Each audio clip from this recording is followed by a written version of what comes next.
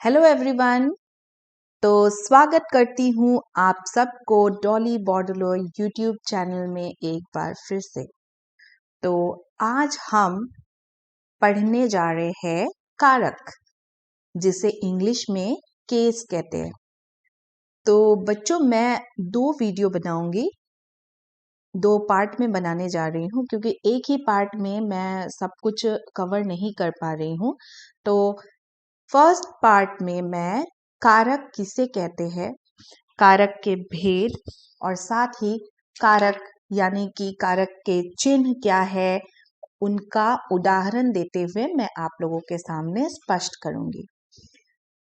और बाद में एक एक करके आप लोगों को दूसरे वीडियो में कर्ता कारक, कर्म कारक, एक एक करके सारे कारक आप लोगों को समझाऊंगी। तो आज के वीडियो में मैं आप लोगों को सबसे पहले बताने जा रही हूं कि कारक किसे कहते हैं। तो बच्चों, कारक किसे कहते हैं, आप लोगों को मैं एक उदाहरण देती हूं सबसे पहले, ठीक है, एक अनुच्छेद के जरिए, और आप लोगों को ये समझाने का प्रयास करती हूं कि कारक किसे कहते हैं और वाक्य में कारक का क्या इंपॉर्टेंस है, ठीक है ना। यहाँ पर आप लोग इस अनुच्छेद को देखिएगा और इसको आप लोग पढ़िएगा, ठीक है। तो यहाँ पर मैंने अनुच्छेद में कुछ शब्दों को हाईलाइट कर दिया है, बोल्ड कर दिया है, ठीक है बच्चों। ये इसलिए कि आप लोग यहाँ पर इस अनुच्छेद को पढ़ते हुए ये जो हाईलाइट, ये जो बोल्ड करने वाले जो शब्द है, इनको यदि आप छोड़ते हुए पढ़ते हैं इस अनुच्छेद को, तो किस प्रकार से आप लोगों को इसका अर्थ प्राप्त होता है, आप लोग जरा देखिए। मैं पढ़ने जा रही हूँ, आप लोग ध्यान से देखिएगा और सुनिएगा। चाहे पिंजरे बंद पक्षी हो, चाहे रस्सी बंधा हुआ पशु, सभी परतंत्रता बंधनों तोड़ फेंकना चाहते हैं। फिर मनुष्य तो पशुओं अपेक्षा अधिक बुद्धिमान और संवेदनशील होता है। उसे गुलामी जंजीर सदा खटकती रहती है। सभी देशों, इतिहास, आजादी, अपने प्राणों बलि देने वाले वीरों उदाहरण मिलते हैं। तो आप लोगों ने देखा बच्चों कि मैंने यहाँ पर जो बोल्ड की गई जो कुछ भी है, उन्हें मैंने नहीं पढ़ा और इन सब को छोड़ते हुए मैंने इस अनुच्छेद को पढ़ा। और आप लोगों को जरूर ये अनुच्छेद कुछ अटपटा सा लगा होगा, समझने में आप लोगों को परेशानी आ रही होगी, ठीक है बच्चों। ये किस लिए? क्योंकि यहाँ पर जो ये में, से, के, को, की, के लिए आदि को मैंने नहीं पढ़ा, और ये सभी जो मैंने बोल्ड किया है, यही है कारक चिन्ह, ठीक है बच्चों। तो कारक यानी कि संज्ञा या सर्वनाम के जिस रूप से क्रिया तथा वाक्य के दूसरे शब्दों के साथ संबंध का पता चलता है, उसे कारक कहते हैं। यानी कि बच्चों, आप लोगों को मैं अगर दूसरे तरीके से समझाने जाऊं, तो यदि आप एक थाली में विभिन्न रंगों के मोती रख दे, तो वे सुंदर होते हुए भी अटपटे से प्रतीत होंगे। उन मोतियों की माला बनाने के लिए एक धागे की आवश्यकता होती है। और उसी प्रकार से जो मैंने आप लोगों को यहाँ पर बोल्ड करके दिखाया है, में, के, को, ये जो शब्द है, ये वाक्य में प्रयुक्त संज्ञा, सर्वनाम, क्रिया आदि शब्दों को अर्थपूर्ण बनाते हैं, और इन शब्दों को कारक चिन्ह या परसर्ग कहते हैं। तो इसी कारण से बच्चों आप लोग इन कारक चिन्हों को, इन परसर्गों को अच्छी तरह से समझना आप लोगों के लिए काफी आवश्यक है। तो बच्चों कारक यानी कि कारक का डेफिनेशन है संज्ञा या सर्वनाम के जिस रूप से क्रिया तथा वाक्य के दूसरे शब्दों के साथ संबंध का पता चलता है उसे कारक कहते हैं। तो बच्चों आप लोगों ने देखा कि जिस प्रकार से अनुच्छेद में इन कारक परसर्गों के बिना हमें बहुत ही अटपटा सा प्रतीत हो रहा था, वहीं अब जो है अनुच्छेद का सौंदर्य देखते ही बनता है, ठीक है, और अर्थ भी हमें स्पष्ट रूप से परिलक्षित हो रहा है। तो यदि हम इन नए जो जोड़े गए शब्दों पर जरा ध्यान दें तो समझ जाएंगे कि ये शब्द संज्ञा, सर्वनाम, विशेषण, क्रिया आदि शब्दों में संबंध स्थापित करने में काम करते हैं। इसी को मैं आगे आप लोगों के साथ डिटेल में समझाने का प्रयास करूंगी। तो बच्चों आगे आइए अब हम जानते हैं कि कारक के भेद कौन कौन से हैं। कारक के भेद, कारक के 8 भेद है। कर्ता, कर्म, करण, संप्रदान, अपादान, संबंध, अधिकरण और संबोधन। तो आइए अब हम इनके बारे में जानते हैं। यहाँ पर बच्चों मैंने एक तालिका बनाई है, इसमें कारक जो भी है कर्ता, कर्म, करण, इनके जो कारक चिन्ह है, ये चिन्ह के साथ मैं आप लोगों को एक एक उदाहरण के जरिए बताने का प्रयास करूंगी, ठीक है बच्चों। तो यहाँ पर देखिएगा आप, कारक में जो पहला भेद है वो है कर्ता। कर्ता यानी कि इसका कारक चिन्ह क्या है? ने। उदाहरण के तौर पर देखिए, विदित ने चित्र देखा। तो यहाँ पर किसने चित्र देखा? विदित ने। आप लोग प्रश्न के जरिए भी अपने अपने उत्तर प्राप्त कर सकते हैं, क्योंकि अगर यहाँ पर हम या विदित ने या ये जो कारक चिन्ह है इसको ना देते हुए भी, ना लिखते हुए भी अगर हम लिखते हैं विदित चित्र देखता है, तो इसमें ने परसर्ग का प्रयोग नहीं हुआ है। फिर भी हम प्रश्न के जरिए, ठीक है ना, कारक की पहचान के लिए क्रिया के साथ लगाकर पूछा जाने वाला प्रश्न किस प्रकार से है, देखिए यहाँ पर अगर हम पूछते हैं कि किसने चित्र देखा, तो उत्तर है विदित ने चित्र देखा। तो कर्ता यानी कि कौन है? विदित। और कर्ता के साथ हमेशा कौन सा परसर्ग जुड़ता है? ने परसर्ग, ठीक है बच्चों। विदित ने चित्र देखा, यहाँ पर ने हुआ कर्ता कारक। नेक्स्ट है कर्म, ठीक है बच्चों। कर्म यानी कि वाक्य में कर्म वो शब्द है जिस पर क्रिया का फल पड़ता है। दूसरे शब्दों में जो शब्द क्रिया का कर्म प्रकट करता है वही कर्म कारक है, ठीक है। तो कर्म कारक का परसर्ग क्या होता है बच्चों? को। परंतु सामान्य रूप से कर्म के साथ परसर्ग नहीं लगता, ठीक है। जैसे कि मैंने यहाँ पर आप लोगों को दिया है, विदित विद्यालय को जाता है, ठीक है ना, हम बिना परसर्ग के भी इसे लिख सकते हैं, ठीक है ना, विदित विद्यालय जाता है। फिर भी किन्हीं विशेष स्थितियों में इसका प्रयोग होता है, ठीक है ना। कर्म की पहचान के लिए क्रिया के साथ क्या और किसको प्रश्न पूछने पर अंत में संज्ञा शब्द मिलता है, ठीक है। तो विदित दिव्या को डांटता है, किसको डांटता है? दिव्या को। तो ये क्या हुआ? कर्म कारक, क्योंकि विदित जो है वो कर्ता है, वो करने वाला है, और कर्ता के कार्य का फल किस पर पड़ रहा है?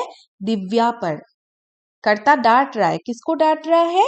दिव्या को, ठीक है ना। तो विदित डांटता है किसको? दिव्या को। तो ये हुआ कर्म कारक, ठीक है बच्चों। नेक्स्ट है करण कारक, ठीक है। करण कारक यानी कि इनके परसर्ग होते हैं से, के द्वारा, के साथ, ठीक है। यानी कि वह साधन जिसके द्वारा या जिसकी सहायता से क्रिया संपन्न होती है उसे करण कारक कहते हैं। करण कारक की पहचान से, के द्वारा तथा के साथ परसर्गों का प्रयोग है। यदि परसर्ग ना लगा हो तो वे शब्द जो किससे या किसके साथ, किसके द्वारा प्रश्नों का उत्तर दे, वे शब्द करण कारक होते हैं। तो बच्चों यहाँ पर करण कारक में जो के से, के साथ, के द्वारा आदि कारक चिन्ह है, इनका यदि वाक्य में प्रयोग ना भी हुआ तो भी क्या है, हम प्रश्न पूछते हुए इनका उत्तर प्राप्त कर सकते हैं, ठीक है। विदित विक्रम ब्रश से चित्र बनाता है, तो जो कार्य है वो किसकी सहायता से संपन्न हुआ? ब्रश की सहायता से। तो ये जो है ब्रश से, ये क्या है? करण कारक है।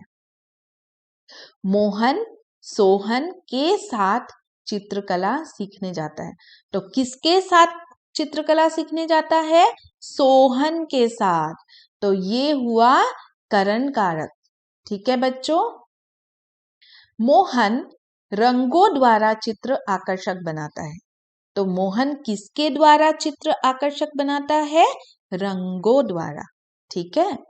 तो ये करण कारक यानी कि आप लोग याद रखना कि जिसके द्वारा या जिसकी सहायता से कार्य संपन्न होता है उसे कहते हैं करण कारक। संप्रदान कारक यानी कि इनके जो कारक चिन्ह है, इनके जो परसर्ग है वो है को, ठीक है, के लिए, ठीक है। और यहाँ पर एक बात आप लोग ध्यान में रखिए कि कर्म, यहाँ पर कर्म कारक में भी कारक चिन्ह को है और संप्रदान में भी को है, लेकिन दोनों के भाव अलग अलग है। जैसे कि मैंने आपको बताया, कर्म कारक यानी कि कर्ता के कार्य का फल जिस पर पड़ता है उसे कर्म कारक कहते हैं। और यहाँ पर जो को है ये देने के भाव से है, ठीक है। यहाँ पर आप लोगों के लिए एग्जाम्पल मैंने दिया है, देखिए। विदित ने दिव्या को चित्र दिया, तो विदित ने किसको चित्र दिया? दिव्या को, ठीक है ना। तो इसमें क्या है? देने का भाव है, इसीलिए ये क्या है? संप्रदान कारक है, ठीक है बच्चों। यहाँ पर नेक्स्ट है कारक चिन्ह के लिए, ठीक है। के लिए यानी कि विदित प्रदर्शनी के लिए चित्र बनाता है। किसके लिए चित्र बनाता है विदित? प्रदर्शनी के लिए, ठीक है। यानी कि जिसके हित के लिए क्रिया की जाए वह संप्रदान कारक होता है। संप्रदान के लिए प्रयुक्त होने वाले परसर्ग है को, के लिए, हेतु आदि, ठीक है बच्चों। इसके अभाव में जिन शब्दों से किसको, किसके लिए प्रश्नों के उत्तर मिले उनमें संप्रदान कारक होता है, ठीक है। जैसे कि मैं आप लोगों को एग्जाम्पल के तौर पर बताती हूँ कि मोहिनी निर्धन को धन देती है। यहाँ पर क्रिया क्या हुआ? देना, देती है। और अगर हम प्रश्न करें मोहिनी किसको धन देती है, तो किसको देती है? निर्धन को। तो निर्धन क्या हुआ? संप्रदान, और परसर्ग हुआ को, ठीक है बच्चों। नेक्स्ट है अपादान कारक। अपादान यानी कि इसमें क्या परसर्ग है? से। लेकिन आप लोगों ने पहले भी देखा होगा बच्चों कि से करण कारक में भी से परसर्ग है, लेकिन यहाँ पर क्या था कि कार्य जिसके जरिए संपन्न हुआ, ठीक है ना। विक्रम ब्रश से चित्र बनाता है, तो किससे चित्र बनाता है? ब्रश से। लेकिन यहाँ पर जो से है अपादान में, इसमें अलग होने का भाव प्रतीत होता है। ये से और उस से में बहुत डिफरेंस है, ठीक है ना। तो देखिए आप लोग बच्चों कि विदित के हाथ से चित्र गिरता है, यहाँ पर विदित के हाथ से चित्र नीचे गिर जाता है, तो इसमें उसके हाथ से चित्र अलग हो जाता है। तो ये अलग होने के भाव से इस से का प्रयोग किया जाता है। पेड़ से पत्ता गिरता है, किससे गिरता है? पेड़ से, यानी कि पेड़ के ऊपर से पत्ता गिरकर पेड़ से अलग हो जाता है, यहाँ पर अलग होने का भाव है, ठीक है बच्चों। तो संज्ञा या सर्वनाम का वह रूप जिससे क्रिया के द्वारा अलग होने का भाव प्रकट हो, वहां अपादान कारक का प्रयोग होता है, ठीक है। नेक्स्ट है संबंध कारक। संबंध कारक में आप लोग देखिएगा बच्चों, यहाँ पर परसर्ग है का, की, के, रा, री, रे, ना, नी, ने। यहाँ पर मैंने नहीं लिखा है, आप लोग समझ लीजिएगा, मैं आप लोगों को समझाती हूँ बच्चों कि संज्ञा या सर्वनाम के जिस रूप से किसी अन्य संज्ञा या सर्वनाम का संबंध दिखाया जाए, वहां संबंध कारक होता है, ठीक है ना। जैसे कि का, की, के, उसका, उसकी, उसके, रा, री, रे, तुम्हारा, तुम्हारी, तुम्हारे, ना, नी, ने, ठीक है ना। उसमें भी है अपना, अपनी, अपने, ठीक है। जैसे कि मैं आपको एग्जाम्पल के तौर पर बताती हूँ बच्चों, यहाँ पर यह खिलौना उसका है, तो खिलौना और उसका यानी कि किसी बच्चे की बात की गई है। तो सपोज मैं बोलूं रोहन का खिलौना है, तो खिलौना और रोहन को का संबंध जोड़ा गया है, का, ठीक है ना, उसका, इसका, ठीक है ना, उसकी, उसके, ठीक है ना, तुम्हारा, यह घर तुम्हारा है, ठीक है ना, वे खिलौने तुम्हारे हैं। तो इसी प्रकार से देखिए, मोहिनी की माँ प्रसिद्ध नृत्यांगना है, अगर मैं बोलूं तो इस एग्जाम्पल में आप लोगों को ये जो मोहिनी की माँ है, इसमें माँ और मोहिनी का संबंध दर्शाया गया है। मोहिनी की माँ कौन नृत्यांगना है? मोहिनी की माँ नृत्यांगना है, ठीक है बच्चों। मोहिनी अपने भाई को चाहती है, किसको चाहती है? अपने भाई को, ठीक है।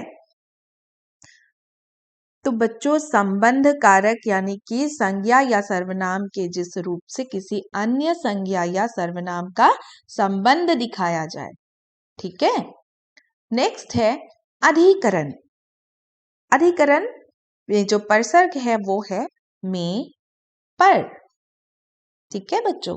तो यहाँ पर उदाहरण देखिए, विदित के चित्र को प्रदर्शनी में प्रथम स्थान मिला, ठीक है। कहाँ प्रथम स्थान मिला? प्रदर्शनी में। तो संज्ञा या सर्वनाम का वह रूप जिससे क्रिया के स्थान, अवसर व समय का ज्ञान हो, वह अधिकरण कारक कहलाता है, ठीक है बच्चों। तो यहाँ पर जो मैंने आपको बताया, विदित को के चित्र को प्रदर्शनी में प्रथम स्थान मिला, तो किसके चित्र को प्रदर्शनी में प्रथम स्थान मिला? विदित के चित्र को, ठीक है ना। कहाँ मिला? ठीक है ना, कहाँ प्रथम स्थान मिला? प्रदर्शनी में। तो वो हुआ अधिकरण, स्थान के बारे में सूचित किया गया, ठीक है। और इसका परसर्ग हुआ में, ठीक है बच्चों। नेक्स्ट देखिए, मोहिनी को स्वतंत्रता दिवस की पूर्व संध्या पर पुरस्कार दिया गया। किस अवसर पर मोहिनी को पुरस्कार दिया गया? स्वतंत्रता दिवस की पूर्व संध्या पर, ठीक है। तो यहाँ पर आप लोग देखिएगा कि यहाँ पर जो पूर्व संध्या है वो क्या है, अधिकरण है, ठीक है ना।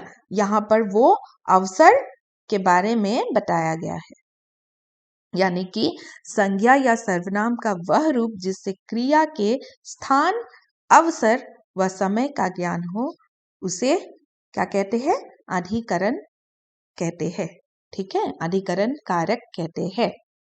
नेक्स्ट है संबोधन। तो बच्चों, जब किसी संज्ञा को संबोधित किया जाता है या उसका ध्यान आकर्षित किया जाता है तो संबोधन कारक का प्रयोग होता है, ठीक है। जैसे कि अरे विदित, तुमने चित्रकला क्यों छोड़ दी, ठीक है ना। या फिर हे भगवान, विदित को अहंकार से बचाना, ठीक है ना। तो यहाँ पर जो ये अरे है, हे है, ये क्या है, संबोधन कारक है, ठीक है बच्चों। तो नेक्स्ट वीडियो में मैं आप लोगों के साथ इन्हीं सब कारक चिन्हों के बारे में, इन्हीं कारक प्रसर्गों के बारे में और डिटेल में समझाने का प्रयास करूंगी। तो तब तक के लिए धन्यवाद। आप लोग इसी को बार बार देखिए जब तक समझ ना आए। धन्यवाद।